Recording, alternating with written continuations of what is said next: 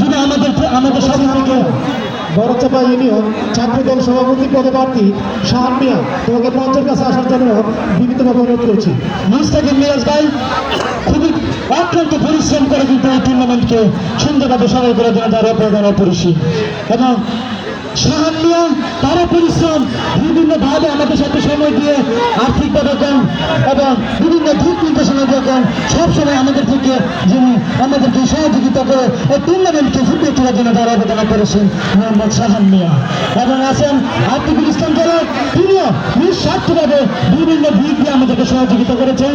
সাব্বির হোসেন জামিন খুব অত্যন্ত পরিশ্রম করে আমাদেরকে দীর্ঘ সময় দিয়ে বিভিন্নভাবে আমাদেরকে সহযোগিতা করেছেন।